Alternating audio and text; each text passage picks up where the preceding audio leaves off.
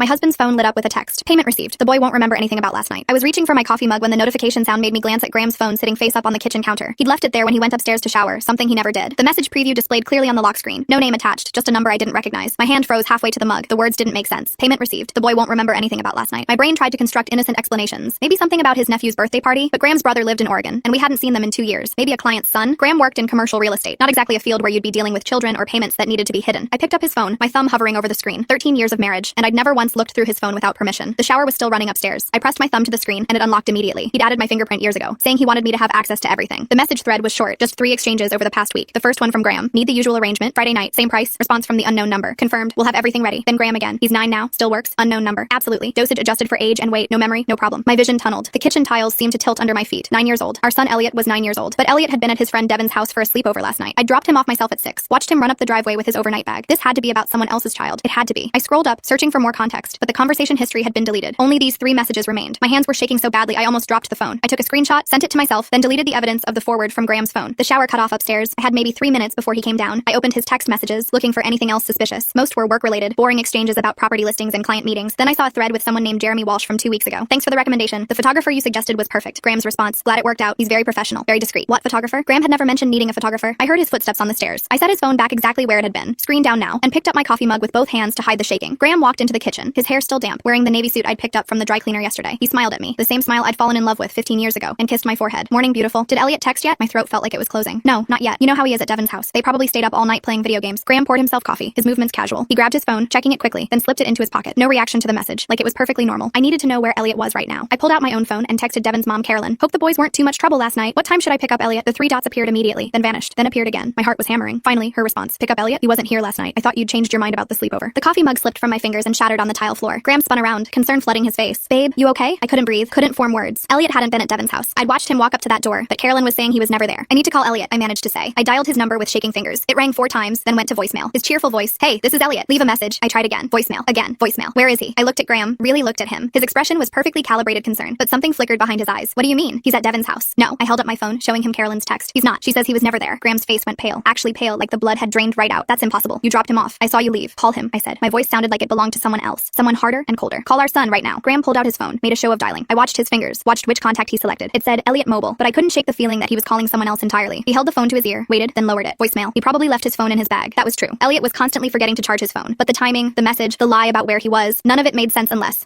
what? Unless my husband of 13 years had done something to our son? I'm driving over there, I said, already grabbing my keys from the hook by the door. Graham moved fast, putting himself between me and the door, not threatening, just blocking. I'll go. You're clearly upset. I'll check Devin's house, and I'm sure there's been some mix-up. Get out of my way. And what happened next changed everything. Full story is linked below.